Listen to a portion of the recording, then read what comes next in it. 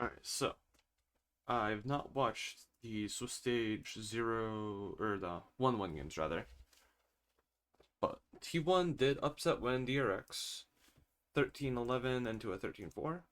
I do not know what actually went down in this series.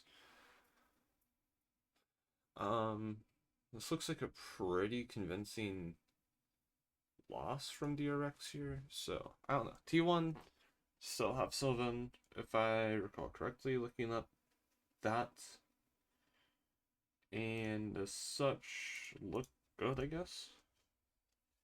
Yeah, okay. So, I still think that T1 are probably going to be the weakest team in this playoffs bracket. So, I'm going to have to go off of what I know. And what I know is that I have a lot of faith in EDG. They look like at least a top three team in this bracket. I don't know how deep I will have them going, truthfully.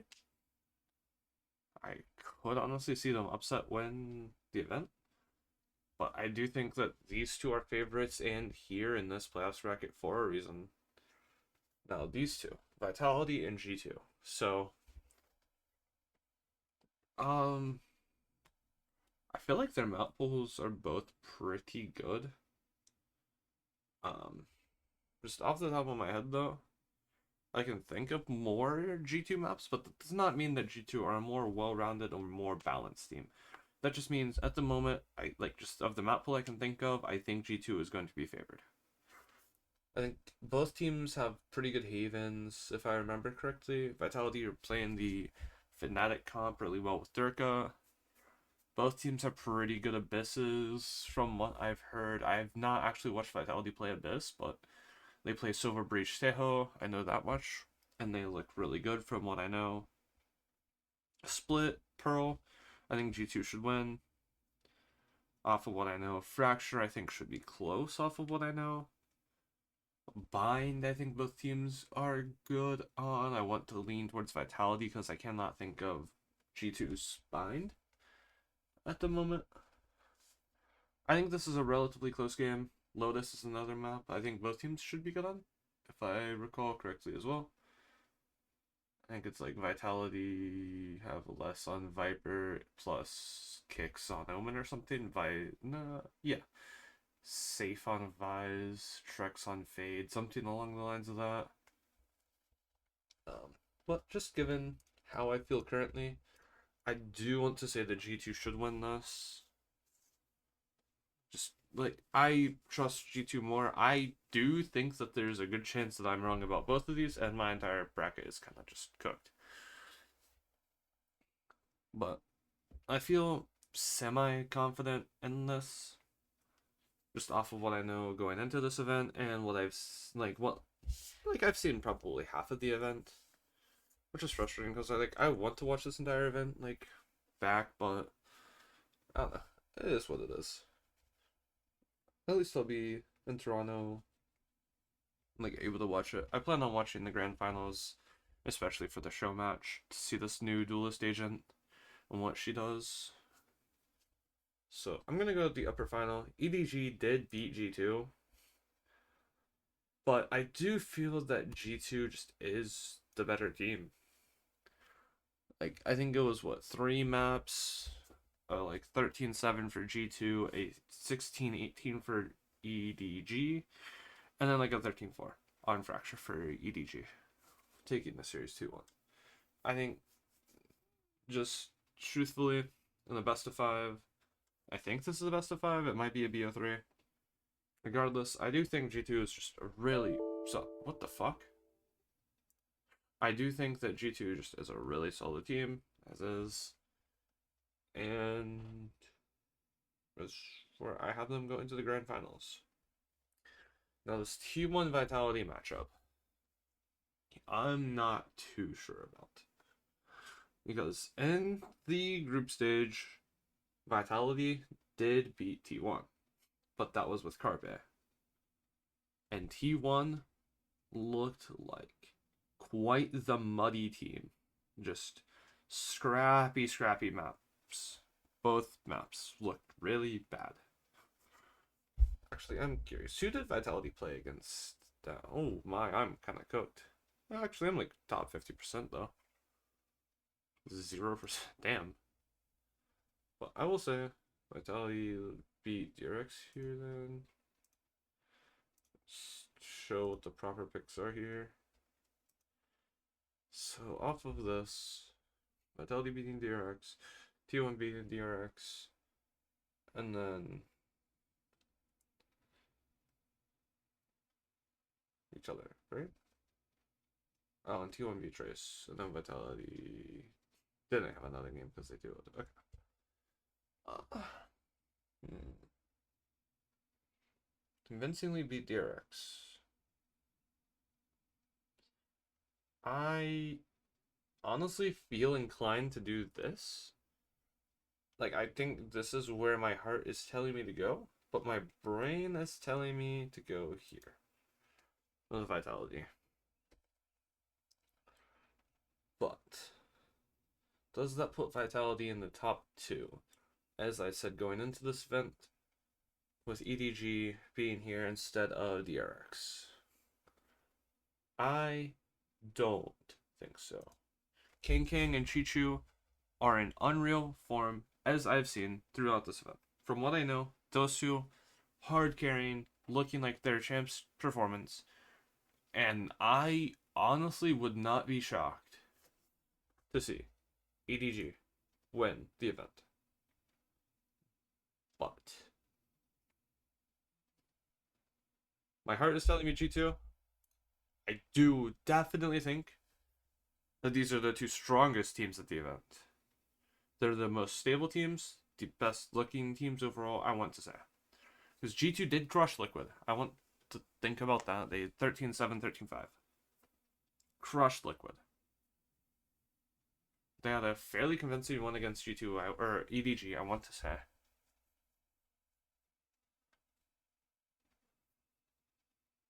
I don't know. This is tough. This is really tough. I'm I'm definitely in the cross between these two teams. Like, I could see honestly something like this.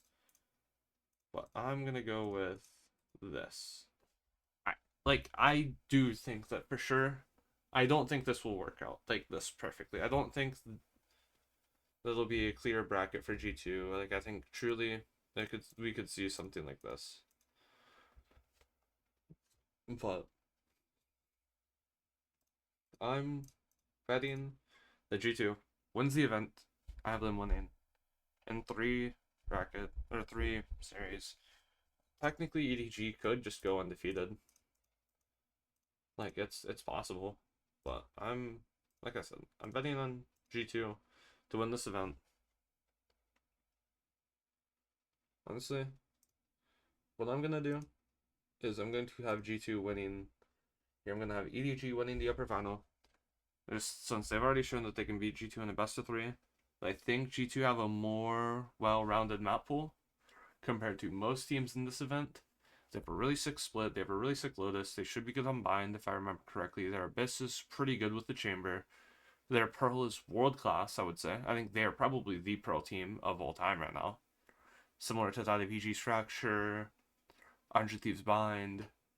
Like, I think their Pearl is on that caliber of a unique comp that just owns. Looking at the rest of the map pool, it's what Abyss Bind, Haven looks good, I believe. Yeah, they run the meta comp on Haven.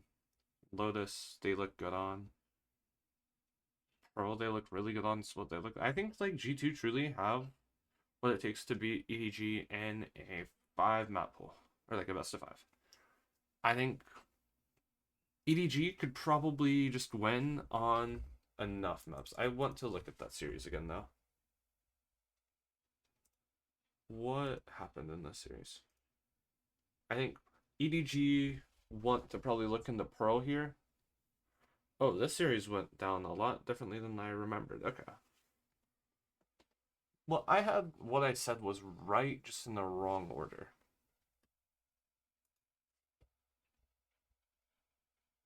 I do like wait, yeah, okay. I was gonna say I do like that nobody is playing fully Tejo now, which I think will help them going forward. Not necessarily that he's only playing Tejo, but like the only Tejo on EDG is nobody, is what I meant to say. So I truly think that EDG have a pretty good map pool, but I don't think their map pool is good enough when their only convincing win is against G2 on Fracture. Maybe like their split looks fine enough.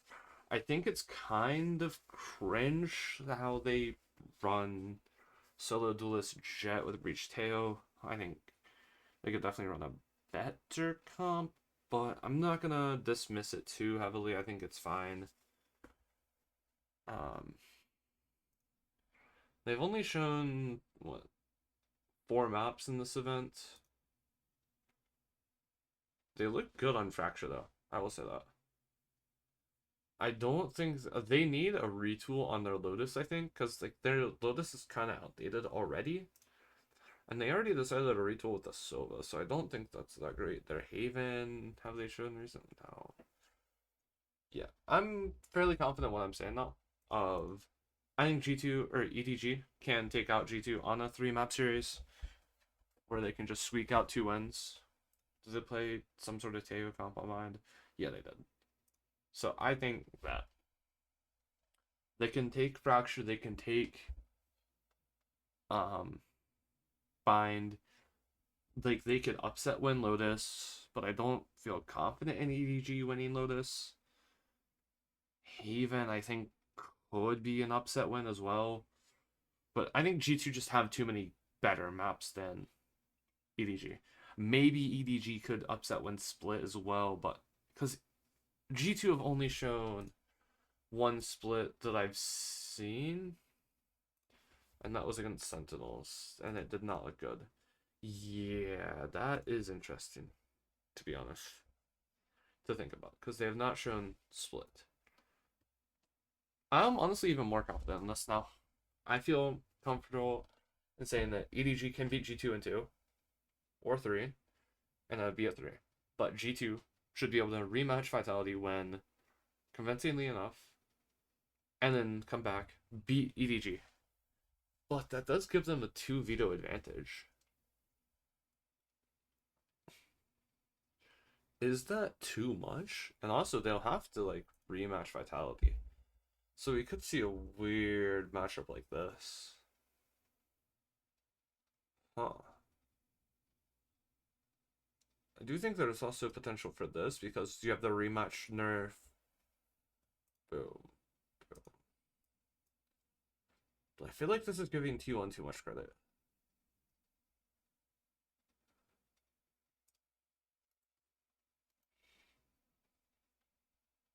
Alright, how convincing did these 2 teams look, respectively?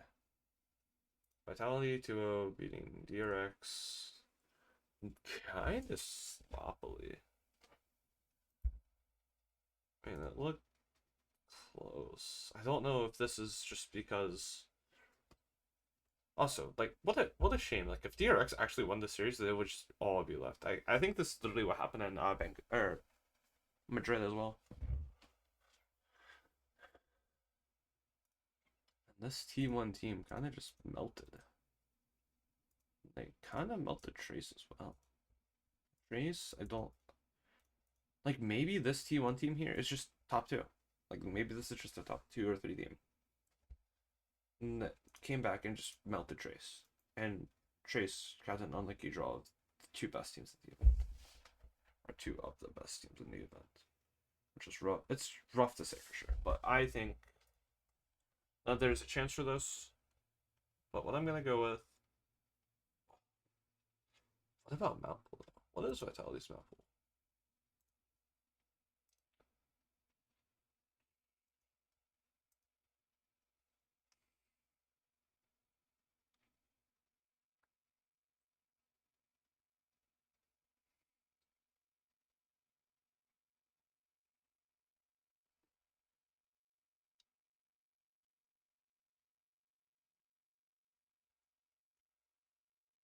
They have a really solid map pool. Like almost all of their maps are good. They're not over reliant on the table, only playing it on 2 maps, it looks like. Three maps of Tejo. So it's not like they're crushing on it. And they just look good on most of the other maps. So, alright. Lotus. Does T1 play Lotus? They do, yeah. I think Lotus would be close. Do you think that Meteor on the ISO is really strong? He's able to win a lot of duels. I mean, that's a lot of firepower right here. Like, these are probably the 2 strongest mechanical teams. These are definitely the 4 strongest mechanic teams in the game right now. I'm very, very confident in saying that. I think Liquid is definitely close. Sentinel should be close, but I think these are some of the hardest hitting teams in the game.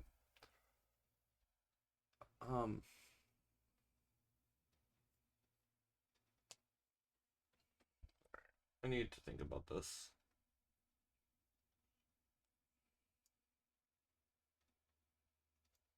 Vitality, I'm not sure Pearl have that.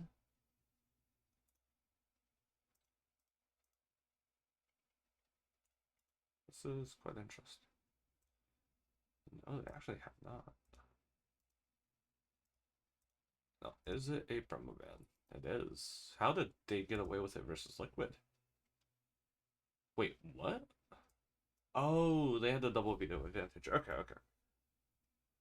That does make more sense now. Okay, so they do insta ban Pearl, which gives T1 a ban of what would probably be Abyss. That makes sense because that's their perma ban, which then gives a Vitality map pick of, like, let's say Bind, which would make sense because T1 on Bind, they would be down to play that, but they're kind of overrating themselves, I feel like. Kind of just stealing what Sliggy said there. But I can kind of see what he's saying there. Because they have some weird comp. It's like pretty much double initiator, Vise, Bremraze, and I don't think it's that good. Like, just from a comp building perspective, it doesn't look good. Like, it's something that I questioned instantly after seeing it. And I truly still do question it. Like, why don't you just play Vise Viper?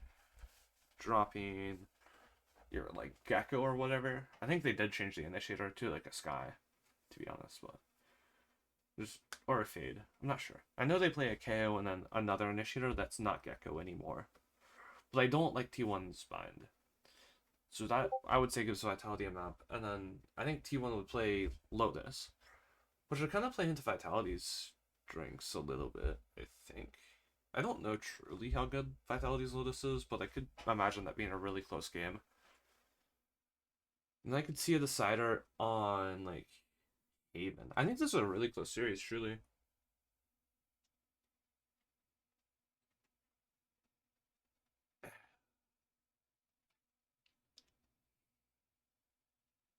I think I'm overthinking this a lot, though. I truly do. But I'm